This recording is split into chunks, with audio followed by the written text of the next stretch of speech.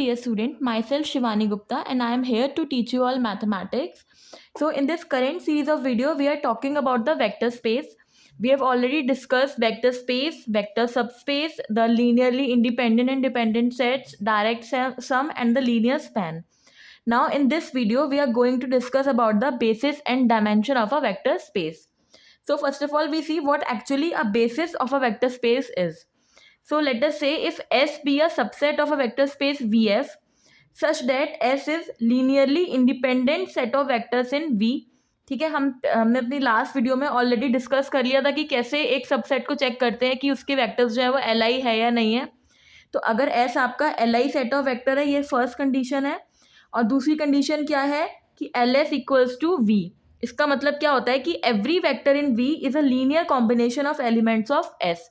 That means आप V का कोई भी एक वेक्टर ले लो, कोई भी मतलब वेक्टर ले लो, और अगर आप उसको S के वेक्टर्स के लीनियर कॉम्बिनेशन के फॉर्म में लिख सकते हो तो then that is mathematically written is LS equals to V.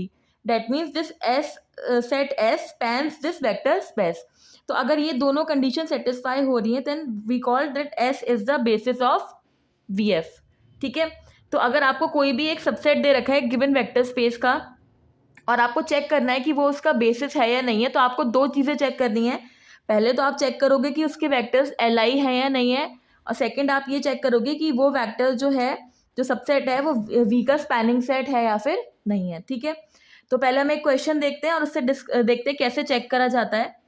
सो ये क्वेश्चन गिवन है आपको, ये एक S सेट गिवन है, V3R का ये सबसेट है. तो आपको शो करना है कि ये इसकी बेसिस है. ठीक है, और फिर आपको एक वेक्टर दिया हुआ है, तो वो कह रहे हैं कि उसको उसके कोऑर्डिनेट्स फाइंड आउट करने हैं with respect to this basis. ठीक है, सबसे पहले चेक करते हैं कि बेसिस ये है या नहीं है. ठीक है, तो बेसिस के लिए पहले हमें क्या दिखाना होगा, LI. ठीक है, मैंने पहले एक वीडियो अपलोड करी जिसमें मैंने बहुत डिटेल में समझाया कि कैसे किसी गिवन सबसेट के वेक्टर्स को आप LI या LD शो कर सकते हो. तो अगर आपको इतना डिटेल नहीं आता तो आप उस वीडियो को जाके देख सकते हो. यहाँ पे मैं थोड़ा शॉर्ट में बता रही हूँ. तो उसके लिए हम क्या करते हैं, जो भी आपको वेक्टर्स दिए होते हैं उनको हम एक मैट्रिक्स फॉर्म में लिख लेते हैं. ठीक है, लेट्स से वो कोऑर्डिनेट की जो मैट्रिक्स है उसको हमने A से डिनोट करा है. ठीक है, तो इसके जो ये वेक्टर्स हैं उनको हम कॉलम वाइज लिख लेंगे.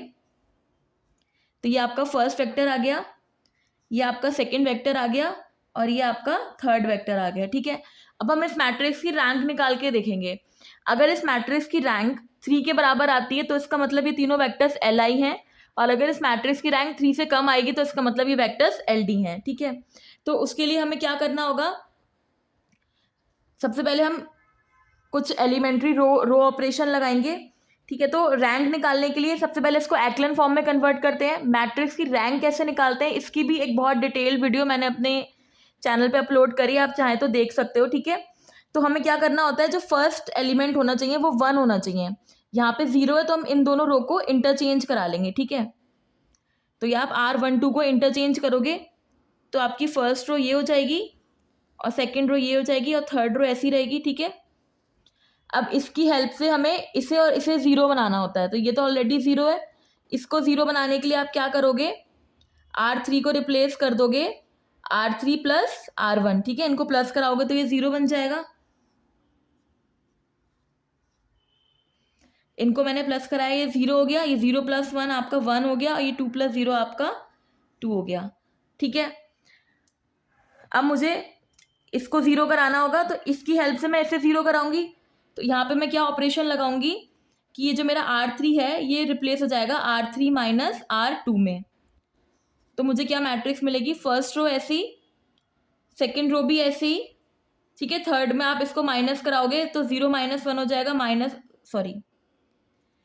थर्ड में से 2 माइनस कराओगे, 0 माइनस 0 0, 1 माइनस 1 0 एंड 2 माइनस 1 1. ठीक है, मुझे ये मैट्रिक्स मिल गई. अब आप ट्राई करके देख लो, आप कोई भी रो ऑपरेशन लगा लोगे इस मैट्रिक्स को आप और आगे रिड्यूस नहीं कर सकते. ठीक है, इसका मतलब आप इस 1 को किसी भी तरीके से हम 0 नहीं बना सकते. तो इसका मतलब इस मैट्रिक्स में आपको 3 नॉन जीरो मिलती हैं, तो इस मैट्रिक्स की रैंक कितनी हो जाएगी, 3.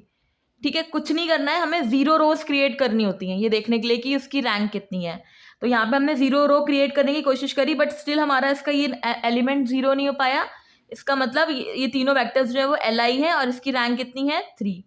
तो इसका मतलब जो आपको एस सेट गिवन है वो कैसा है Li। ये आपकी फर्स्ट कंडीशन प्रूफ हो गई, ठीक है। अब सेकंड कंडीशन हमें क्या दिखाना था कि ये जो एस सेट है ये इस वेक्टर स्पेस को स्पैन कर रहा है। इसका मतलब अगर मैं इस वेक्टर स्पेस का कोई भी एक जनरल एलिमेंट ले लूं तो उसको मैं इसके लीनियर कॉम्बिनेशन के फॉर्म में लिख सकती हूँ, ठीक है। ये मुझे शो करना है, तो ये देखते हैं कैसे शो करेंगे। सो सेकेंड पार्ट प्रूफ करने के लिए हम कोई भी एक जनरल एलिमेंट ले लेंगे V3R का। तो ये एक ABC मैंने एलिमेंट ले लिया डेट बिलोंग टू V3R, ठीक है। तो अब मुझे इस एलिमेंट को इस S के वेक्टर्स का लीनियर कॉम्बिनेशन दिखाना है। तो इसके लिए हम क्या लिखेंगे, this will be equals to, मान लो ये मैंने स्केलर्स ले लिए अल्फा बीटा गामा,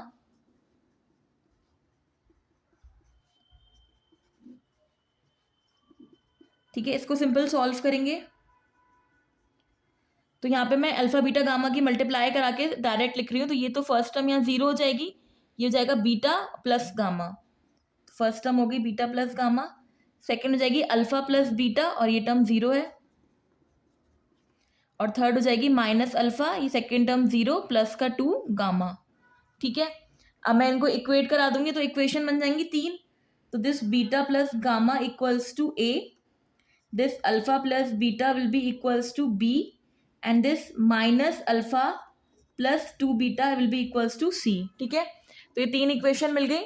अब इन 3 इक्वेशन को सॉल्व करके मुझे अल्फा बीटा गामा की वैल्यूज निकालनी है, ठीक है। ये हमारा first, this one is the second and this is the third equation, ठीक है। तो पहले मैं क्या कर रही हूँ, मैं पहले सेकंड और थर्ड इक्वेशन को प्लस कराती हूँ। तो मुझे उससे, sorry this one is term is gamma minus alpha plus 2 gamma. तो मैं पहले सेकंड और थर्ड को प्लस कराऊंगी तो मुझे बीटा और गामा में एक इक्वेशन मिल जाएगी, और ये भी बीटा और गामा में इक्वेशन है। तो दोनों को सॉल्व करके मुझे गामा और बीटा की वैल्यूज मिल जाएंगी, ठीक है। तो पहले मैं क्या करा रही हूँ, इक्वेशन 2 प्लस इक्वेशन 3, ठीक है। इनको आप प्लस कराओगे तो ये अल्फा और अल्फा तो कैंसिल आउट हो जाएंगे, तो मुझे मिलेगा beta plus 2 gamma equals to B plus C, ठीक है। ये इक्वेशन मिलेगी मुझे। अब मैं इस इक्वेशन में से 1 को माइनस कराऊंगी, तो 1 इक्वेशन ये beta plus gamma equals to A, इसको मैं माइनस कराऊंगी तो ये cancel out, 2 gamma minus gamma will be equals to B plus C minus A। तो ये मेरी गामा की वैल्यू आ गई, ठीक है। अब यहाँ से मैं बीटा की वैल्यू निकाल सकती हूँ। तो बीटा क्या हो जाएगा मेरा, A माइनस गामा, यानी कि A minus B minus C plus A। तो ये हो जाएगा आपका 2A minus B minus C, ये वैल्यू हो गई बीटा की, ठीक है। अब मुझे अल्फा निकालना है, यहाँ सेकंड इक्वेशन से अल्फा आ जाएगा। अल्फा कितना हो जाएगा, B माइनस बीटा, हो जाएगा B माइनस, जाएगा माइनस का 2A plus B plus C, ठीक है। माइनस है तो साइन चेंज करा रहे हैं, तो अल्फा इक्वल्स टू कितना मिलेगा मुझे, माइनस का 2A plus 2B plus C। तो मुझे अल्फा बीटा गामा तीनों की वैल्यू मिल गई। तो इसका मतलब क्या है कि मैं कोई भी अगर V3R का कोई भी एक जनरल एलिमेंट ले लूँ ABC, तो उसकी वैल्यू मैं यहाँ पे रख के अल्फा बीटा गामा मुझे मिल जाएंगे, यानी मैं उसको S वेक्टर्स के लीनियर कॉम्बिनेशन के फॉर्म में लिख सकती हूँ। तो यहाँ से हम ये कंक्लूड कर सकते हैं कि this LS is equals to V3R, ठीक है। डेट मीन्स V3R का हर वेक्टर जो है S के लीनियर स्पैन के फॉर्म में लिखा जा सकता है, ठीक है। अब लास्ट इसमें क्या पूछ रहे थे, तो देखो 2 कंडीशन सेटिस्फाई हो गई, S हमारा Li हो गया, LS इक्वल्स टू V3R हो गया। तो ये क्या इम्प्लाई करता है कि S is basis for V3R। तो हमने प्रूफ कर दिया कि S जो है वो V3R के लिए क्या है, एक बेसिस सेट है, ठीक है। अब हमें क्या प्रूफ करना था, क्या फाइंड आउट करना था कि इस वेक्टर को हमें इस बेसिस के रिस्पेक्ट में इसके कोऑर्डिनेट्स फाइंड आउट करने थे, यानी अल्फा बीटा गामा निकालना है, ठीक है। तो अब आपको क्वेश्चन में जो ये वेक्टर दे रखा है 1 0 और -1, तो इसके हिसाब से A की वैल्यू हो गई 1, B की वैल्यू है 0 और C की वैल्यू है -1, ठीक है। तो लगा दो, इसमें वैल्यू रख दो जो आपने तीनों अल्फा बीटा गामा की वैल्यू निकाल दी है। तो अल्फा क्या हो जाएगा आपका -2A यानी कि 2, प्लस B वाली टर्म 0 है और C है आपका -1, तो ये हो जाएगा -3। बीटा निकालोगे आप तो 2A मतलब कि 2 माइनस B तो 0 है, और माइनस C की जगह -1 रखोगे तो ये +1 हो जाएगा, यानी कि ये हो जाएगा 3। और आपका गामा कितना आएगा, B प्लस C माइनस है तो B 0 है, C आपका -1 और ये -1, तो गामा कितना हो जाएगा -2। तो आपके कोऑर्डिनेट्स क्या निकल के आएंगे, -3 3 और माइनस का 2, तो ये आपका आंसर हो गया। ठीक है, तो सिंपल है। कोई भी अगर आपको ऐसे सेट दिया होगा और वो पूछेंगे कि हाउ कैन आप इसको बेसिस शो करो, तो आप पहले उसको Li दिखा दोगे और फिर आप उसको उस वेक्टर स्पेस का कोई भी एक जनरल एलिमेंट लेके उसकी लीनियर कॉम्बिनेशन के फॉर्म में लिख के इन स्केलर्स की वैल्यू निकाल के दिखा दोगे, तो वो LS इक्वल्स टू V हो जाएगा। ठीक है, और अगर इन दोनों में से कोई भी एक कंडीशन वायलेट होती है तो इसका मतलब वो उसका बेसिस सेट नहीं है। ठीक है, अब आगे हम कुछ थ्योरम्स देखते हैं, कुछ इंपॉर्टेंट रिजल्ट्स हैं regarding the basis. So first एक इंपॉर्टेंट थ्योरम है एग्जिस्टेंस थ्योरम।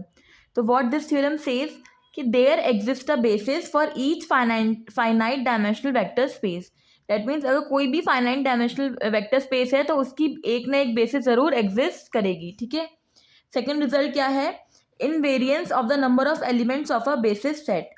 तो ये क्या बोलता है कि if VF be a finite dimensional vector space then any two bases of V have the same number of elements.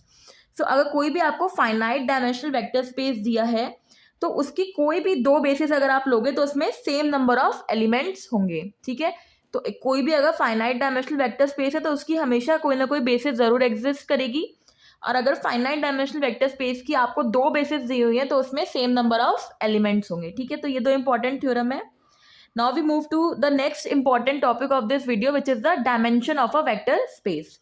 So dimension कैसे define करते हैं कि if V is a finite dimensional vector space over a field F, then the number of elements in any basis is called the dimension of the vector space and it is denoted by this symbol. ठीक है, so आपको क्या concept है कि अभी तक आपने basis के बारे में पढ़ा। ठीक है, अब उस बेसिस में जितने नंबर ऑफ एलिमेंट्स होते हैं वो क्या कहलाता है, आपका dimension of the vector space कहलाता है। ठीक है, तो लेट्स से अगर मैं एक एग्जांपल लूं, तो अगर मैं R2R की बात करूं, ठीक है, R2R में क्या होगा, ऑर्डर्ड पेयर्स आएंगे A, B टाइप्स के, जिसके एलिमेंट कहाँ से लिए जाएंगे, R से लिए जाएंगे। ठीक है, तो इसका बेसिस सेट क्या होगा, इसका बेसिस सेट ये बनेगा।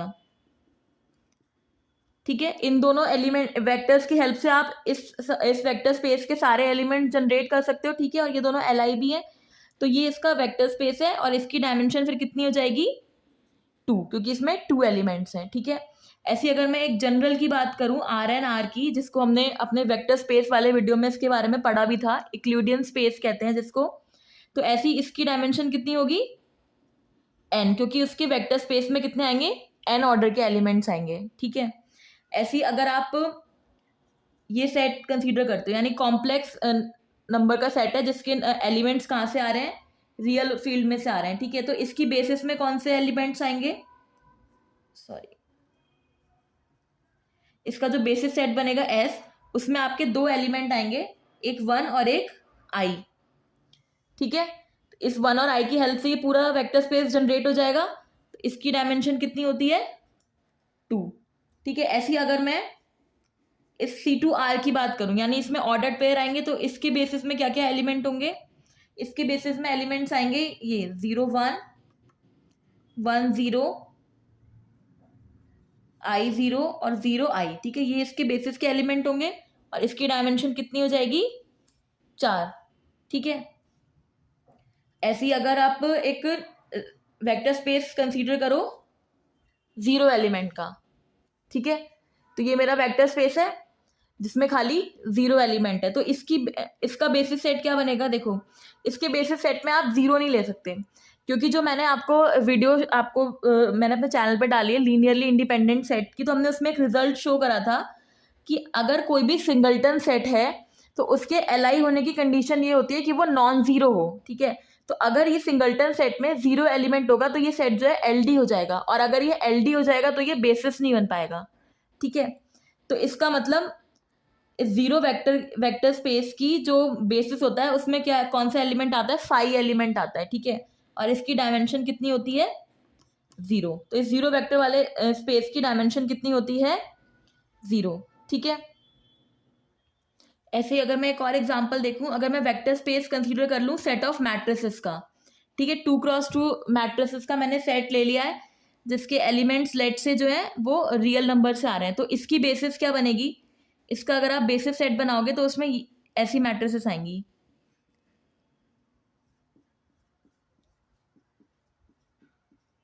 ठीक है, तो ये इसका बेसिस सेट होगा, तो इसके बेसिस सेट में कितने एलिमेंट्स आ रहे हैं, 4 एलिमेंट्स हैं, तो इसकी डायमेंशन कितनी हो जाएगी 4।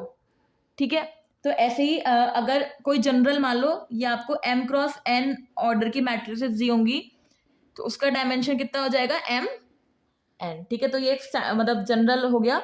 अगर आप 2 क्रॉस 2 ऑर्डर की मैट्रिसेस का सेट लेते हो तो ये उसका बेसिस सेट बनेगा, उसकी डायमेंशन होगी 4। ठीक है, तो इस तरीके से आपको क्या करना है, बेसिस क्रिएट करनी है, उस बेसिस में जितने भी नंबर ऑफ एलिमेंट्स हो जाएंगे वो आपका हो जाएगा डायमेंशन। ठीक है, तो अगर कोई भी वेक्टर स्पेस जो फाइनाइट डायमेंशनल नहीं होता उसको हम क्या बोलते हैं, उसको बोलते हैं हम इनफाइनाइट डायमेंशनल, यानी जिसकी बेसिस में फाइनाइट एलिमेंट्स नहीं होंगे तो वो इनफाइनाइट डायमेंशनल वेक्टर स्पेस बन जाएगा। ठीक है, अब हम कुछ इंपॉर्टेंट रिजल्ट्स देखते हैं regarding the dimension of the vector. So this is an important result regarding the dimension of vector spaces. So if V1 and V2 are two subspaces of a finite dimensional vector space VF, ठीक है, तो क्या result है कि dimension of V1 plus dimension of V2 equals to dimension of V1 plus V2 plus dimension of V1 intersection V2। तो ठीक है, ये एक फॉर्मूला है। अब इसमें एक स्पेशल केस क्या लगता है कि VF is the direct sum of its subspaces V1 and V2, यानी कि अगर VF जो है वो V1 और V2 का डायरेक्ट सम है, और डायरेक्ट सम की क्या डेफिनेशन होती है कि V1 और V2 का इंटरसेक्शन क्या होना चाहिए उसमें 5। तो अगर V1 और V2 का इंटरसेक्शन 5 होगा तो इसका मतलब जो ये dimension of V1 intersection V2 है ये 0 हो जाएगा। तो ये फॉर्मूला क्या बन जाएगा कि dimension of V1 plus dimension of V2 equals to dimension of V1 plus V2।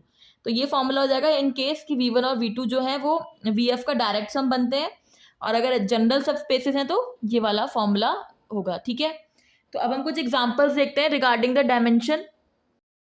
सो ये क्वेश्चन दिया हुआ है, इसमें आपको U सबस्पेस दिया है R4 का, इस U के आपको 3 वेक्टर्स दिए हुए हैं। सो आपको बेसिस और डायमेंशन फाइंड आउट करना है। तो ठीक है, तो बेसिकली हमें इसमें क्या करना होता है, हम ये देखेंगे कि जो हमें गिवन वेक्टर्स हैं वो Li है या LD। ठीक है, क्योंकि सबस्पेस तो उसने पहले ही बोल दिया है। तो अगर ये Li होंगे तो ये बेसिस बन जाएगी, और अगर LD होंगे तो हम इसमें से Li वेक्टर्स फाइंड आउट कर लेंगे और फिर उसकी डायमेंशन बता देंगे। ठीक है, देखो उसके लिए करते क्या है, जो भी आपको वेक्टर्स दिए उनको आप एक मैट्रिक्स फॉर्म में लिख लो। ठीक है, तो इसकी मैट्रिक्स बनाएंगे, एक एक वेक्टर को आप रो के करस्पॉन्डिंग लिख रहे हो। ठीक है, तो ये मेरी मैट्रिक्स बन गई। अब मुझे इसमें Li LD चेक करने के लिए जैसे हम रैंक निकालते हैं उस तरीके से करेंगे। ठीक है, तो रैंक निकालने के लिए हम क्या करते थे, मैंने अपने चैनल पे ऑलरेडी एक वीडियो अपलोड करी है रिगार्डिंग द रैंक, आप देख सकते हो जाके।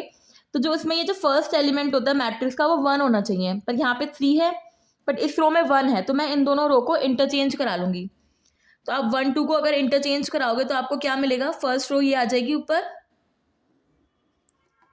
ठीक है, ये आपकी सेकेंड रो हो जाएगी और ये होगी आपकी थर्ड रो। ठीक है, अब मुझे क्या करना है, इस 1 की हेल्प से इन दोनों को 0 बनाना है। ठीक, तो मैं यहाँ पे 2 ऑपरेशंस लगाऊंगी। I will replace R2 by R2 minus 3R1 and I will replace R3 by R3 minus 2R1। ठीक है, ये ऑपरेशन लगाएंगे तो लेट्स सी क्या बनेगा आपका। फर्स्ट रो तो ऐसी रहनी है, इसमें R2 माइनस 3R1 कराना, तो 3 माइनस 3 हो जाएगा आपका 0, ये होगा 3 2 6, तो और ये माइनस और फिर माइनस करा रहे हो तो प्लस हो जाएगा, तो 8 प्लस 6 हो गया आपका 14, फिर माइनस 3 और माइनस 15, 3 5 15 हो जाएगा, तो ये हो जाएगा आपका माइनस का 18 और माइनस 5 और 3 3 9, तो माइनस 5 और प्लस 9, तो ये हो जाएगा 4। ठीक है, यहाँ 2 से कराओगे तो 2 माइनस 2 ये तो 0 हो जाएगा, ये माइनस माइनस प्लस, तो 2 2 4, तो 3 प्लस 4 हो गया आपका 7, ये 1 है, 5 2 10, 1 माइनस 10 हो जाएगा माइनस का 9, और ये माइनस 4 है, और 3 2 6, तो माइनस 4 और प्लस 6 हो जाएगा आपका 2। ठीक है, ये हो गया। अब मैं क्या कराऊंगी, देख लो आप, ये इसका 2 का मल्टीपल आ रहा है, तो अगर मैं ऐसे कर दूं, R3 को रिप्लेस कर दूं 2R3 माइनस R2। ठीक है, तो मुझे क्या मिलेगा, first row will be same, second row will also be same. ठीक है, थर्ड में आप करा रहे हो तो 0, इसकी 2 से मल्टीप्लाई करके इसमें माइनस कराना है, तो ये 0 हो जाएगा, ये माइनस 18 और माइनस प्लस 18, तो ये 0, और ये 4 माइनस 4 ये 0, तो ये मेरी 0 हो गई। ठीक है, एक ऑपरेशन और लगाएंगे, इसको थोड़ा सिंप्लीफाई करने के लिए मैं इसको 2 से डिवाइड करा दूंगी। ठीक है, तो R2 को हम रिप्लेस कर देंगे R2 बाय 2 से, तो फर्स्ट आपकी फर्स्ट रो यही आएगी, इसको 2 से डिवाइड कराओगे तो ये हो जाएगा 7, -9 और 2 और ये 0 0 0 0, ठीक है। अब इस रो में आप कुछ भी ऑपरेशन लगाओगे तो आप इस रो को कभी जीरो नहीं कर सकते, ठीक है। तो इस मैट्रिक्स में आपकी बेसिस क्या हो जाएगी गिवन सबस्पेस के हिसाब से? तो बेसिस में मेरे ये दो वेक्टर आएंगे 1 -2 5 और -3 और दूसरा वेक्टर आएगा 0 7 -9 और 2, ठीक है। तो ये तो हो गई मेरी बेसिस और फिर इसकी डायमेंशन कितनी हो जाएगी? इसमें 2 एलिमेंट्स है तो डायमेंशन विल बी 2, ठीक है। तो इस तरीके से सिंपली आप सॉल्व कर सकते हो, कुछ नहीं करना है, वेक्टर्स को मैट्रिक्स फॉर्म में लिखा, उसको सिंप्लीफाई करो, 0 रोज क्रिएट करनी है, तो जितनी नॉन जीरो रोज बचेंगी वो आपके बेसिस के वेक्टर्स हो जाएंगे और जितने काउंट कर लोगे तो वो आपकी डायमेंशन हो जाएगी, ठीक है। अब एक और हम एग्जाम्पल देखते हैं। सो नेक्स्ट हमारा एग्जाम्पल है, उसमें W आपको एक सबस्पेस दे रखा है जो इन पॉलिनोमियल से जनरेट होता है, ठीक है। 3 पॉलिनोमियल्स दे रखे हैं, तो अब हमें इसका बेसिस और डायमेंशन निकालना है W का, ठीक है। तो अगर आपको पता है कि जो भी जनरल जो सेट ऑफ पॉलिनोमियल्स होते हैं तो उसका बेसिस क्या होता है, जैसे इसमें मैक्स, तो उसके तो ये कोई भी अगर आपको जनरल पॉलिनोमियल का सेट दिया होता है तो ये उसका जनरल बेसिस होता है, ठीक है। तो इस बेसिस के रिस्पेक्ट में तो जो इसके पॉलिनोमियल्स ये रखे हैं एक्स वाई जेड, इनके मैं कोऑर्डिनेट्स लिखूंगी, ठीक है। तो अगर मैं एक्स के कोऑर्डिनेट लिखूंगी तो इसके रिस्पेक्ट में हो जाएंगे, यहाँ पे कांस्टेंट टर्म है 1, टी का कोफिशिएंट है -2, टी स्क्वायर का कोफिशिएंट है 2 और टी क्यूब का कोफिशिएंट है 1, ठीक है। ऐसी मैं वाई के कोऑर्डिनेट्स लिखूंगी तो कांस्टेंट टर्म है 4, टी का कोफिशिएंट है -1, टी स्क्वायर का है 3 और टी क्यूब का है 1। और ऐसे अगर हम z का लिखेंगे तो कांस्टेंट है -7, ये भी है -7, टी का कोफिशिएंट, टी स्क्वायर का है 1 और क्यूब का है 2। तो ये मेरे एक्स वाई जेड के पॉलिनोमियल आ गए, ठीक है। अब जैसे हमने प्रीवियस क्वेश्चन किया था हमें सेम वैसे ही करना है, इसको हम एक मैट्रिक्स फॉर्म में लिखेंगे, ठीक है। फिर वो रो ऑपरेशंस लगा के उसमें 0 रोज क्रिएट करने की कोशिश करेंगे और जितनी नॉन जीरो रोज बचेंगी तो वो आपके बेसिस के वेक्टर्स हो जाएंगे और फिर उस हिसाब से हम डायमेंशन निकालेंगे। तो सेम प्रोसेस है। तो लेट्स से हम ए मैट्रिक्स ले लेते हैं इसके वेक्टर्स की, तो ये मेरी मैट्रिक्स हो गई, ठीक है। अब मुझे इस मैट्रिक्स को सिंप्लीफाई करना है, सेम प्रोसेस होगा, इस 1 की हेल्प से मैं इन दोनों को 0 बनाऊंगी, ठीक है। और फिर उसके बाद में आगे ऑपरेशंस लगा के 0 बनाएंगे, ठीक। तो मैं डायरेक्ट रिजल्ट लिख रही हूँ कि मेरी इक्विवेलेंट मैट्रिक्स क्या आएगी, वो आप अपने आप चेक कर सकते हो। सिंपल प्रोसेस है, कुछ नहीं करना है, बस रो ऑपरेशंस लगाने हैं, ठीक है। अगर अभी भी आपको डाउट हो रहा हो तो आप मेरे चैनल पे जो मैंने एक वीडियो डाली है रैंक ऑफ मैट्रिसेस की, वो आप देख सकते हो, ठीक है। तो मुझे लास्ट में ये मैट्रिक्स मिलेगी, ठीक है। तो इसमें आप देख रहे हो एक 0 रो क्रिएट हो गई है, 2 नॉन जीरो रोज है, तो इसकी बेसिस में कौन कौन से वेक्टर्स आएंगे? अगर फिर मैं इसको पॉलिनोमियल फॉर्म में लिखूंगी तो ये हो जाएगा 1 -2t + 2t स्क्वायर +1, एक ये पॉलिनोमियल हो गया और दूसरा कांस्टेंट टर्म यहाँ पे 0 है तो 7t माइनस के 5t स्क्वायर और माइनस का 3t क्यूब, ठीक है। तो ये मेरे बेसिस के एलिमेंट आएंगे और इसकी अगर हम डायमेंशन देखेंगे तो इसमें 2 एलिमेंट और डायमेंशन हो जाएगी 2, तो ये हमारा आंसर हो जाएगा, ठीक है। सिंपल प्रोसेस है, वेक्टर्स बना लो, मैट्रिक्स बना लो, मैट्रिक्स को सिंप्लीफाई कर लो, आपको एल वेक्टर्स मिल जाएंगे, उनको काउंट कर दो तो आपको डायमेंशन मिल जाएगी, ठीक है। एक और एग्जाम्पल देखते हैं। अब देखो आप नेक्स्ट क्वेश्चन दिया, बहुत अच्छा क्वेश्चन है। आपको W1 और W2 दो सबस्पेस दिए V4R के, ठीक है। अब उन्होंने बोला है कि जो W1 जो सेट है वो जो सबस्पेस है वो इन सेट ऑफ वेक्टर से जनरेट हो रहा है, ये S1 सेट दिया है, ठीक है। और जो W2 है वो इस S2 सेट ऑफ वेक्टर से जनरेट हो रहा है। तो आपसे क्या क्या पूछा है, पहले तो पूछा है डायमेंशन ऑफ W1 + W2 और दूसरा पूछा है W1 इंटरसेक्शन W2 का डायमेंशन, ठीक है। तो अब देखो कैसे करेंगे, फर्स्ट वाले पार्ट के लिए हम क्या करेंगे, जब भी वो W1 + W2 की बात कर रहा है तो जो W1 + W2 जो सेट होगा वो W1 यूनियन W2 के लीनियर स्पैन से जनरेट होगा, ठीक है। तो आपको W1 और W2 के दो सेट ऑफ वेक्टर्स दे रखा है, तो W1 + W2 के लिए हम क्या करेंगे, S1 और S2 का हम यूनियन ले लेंगे, ठीक है। तो हम एक सेट ऑफ वेक्टर S3 बनाएंगे जो क्या होगा S1 यूनियन S2 से होगा, ठीक है। तो इसका आप यूनियन ले लोगे तो उसका मतलब सारे एलिमेंट्स आ जाएंगे, अगर कोई एलिमेंट कॉमन होगा तो उसको एक ही बार लिखेंगे, ठीक है। पर यहाँ पे कुछ भी कॉमन नहीं है तो ये सारे वेक्टर्स आ जाएंगे S1 यूनियन S2 में, ठीक है।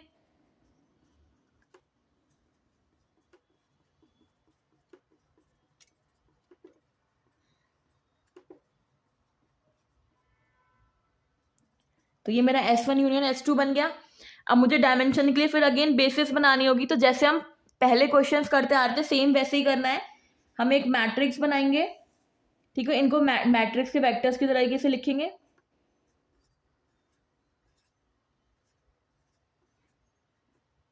ठीक, सेम वही प्रोसेस है, फिर से रो ऑपरेशंस लगा के 0 रोज क्रिएट करेंगे और इसकी रैंक देखेंगे कितनी आती है और उसके हिसाब से उसकी बेसिस और डायमेंशन बन जाएगी। ठीक है, तो आपको ये 1 दिया हुआ है, इस 1 की हेल्प से आप ये सारे 0 बनाओगे, फिर आप आगे 0 बनाने की कोशिश करोगे। ठीक है, तो इस तरीके से आपको इस मैट्रिक्स को चेंज करना है। मैं आपका सीधा आंसर लिख रही हूँ, क्या आएगा मेरा मैट्रिक्स रिड्यूस होके। आपका ये प्रैक्टिस है कि आप अपने आप, प्रैक्टिस क्वेश्चन हो गया कि आप अपने आप चेक करो कि वेदर ये करेक्ट है या नहीं। ठीक है, मैंने आपको सीधा आंसर दिया है। जब आप इसको रो ऑपरेशंस लगा के आप इसको रिड्यूस करोगे तो आपको कुछ ये मैट्रिक्स मिलेगी। ठीक है, अब इस मैट्रिक्स में आप देख रहे हो कितने नॉन जीरो रोज आ रही है, 3 नॉन जीरो रोज आ रही हैं, तो ये इसकी बेसिस हो जाएगी और डायमेंशन क्या हो जाएगी W1 प्लस W2 की 3, क्योंकि 3 नॉन जीरो रोज आ रही हैं। ठीक है, तो मेरा फर्स्ट पार्ट हो गया। ठीक है, अब मुझे सेकेंड पार्ट में क्या करना है, डायमेंशन निकालनी है W1 इंटरसेक्शन W2 की। ठीक है, तो उसको देखो हम कैसे करेंगे।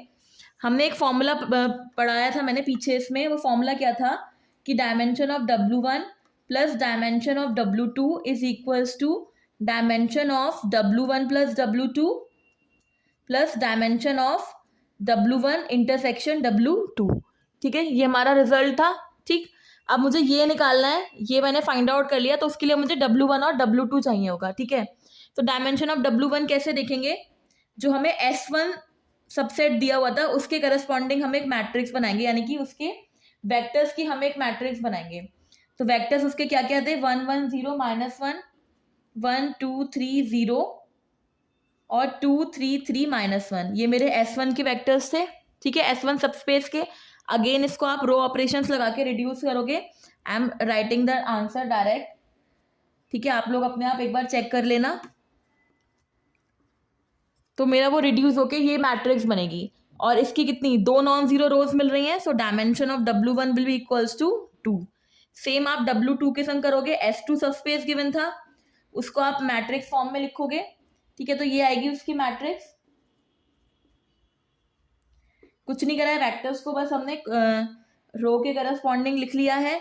उसके बाद आप उसमें रो ऑपरेशंस लगाओगे तो आपको फाइनली ये मैट्रिक्स मिलेगी। ठीक है, अगेन इसमें आपको 2 नॉन जीरो रोज मिल रही हैं, तो डायमेंशन ऑफ W2 कितना हो जाएगा 2। ठीक है, इन दोनों वैल्यूज को आप इधर रख दोगे इस इक्वेशन में, तो यहाँ पे डायमेंशन ऑफ W1 है 2, W2 भी है 2, ये हमने पीछे निकाली थी 3 और ये हमें फाइंड आउट करना है। ठीक है, तो यहाँ से जो dimension of W1 intersection W2 है वो कितना हो जाएगा 2 + 2 4, 4 - 3 1। ठीक है, तो ये हमारा क्या हो गया आंसर। तो सिंपल है, क्वेश्चंस करना कुछ बहुत टफ नहीं है। आप इन क्वेश्चंस को प्रैक्टिस कीजिए, प्लस आपके पास जो भी कोई भी रेफरेंस बुक होगी आप उसमें से क्वेश्चन प्रैक्टिस कीजिए। ठीक है, this will help you in clearing the concept. So this is all for today's video. I hope you all find this video useful. Thank you so much.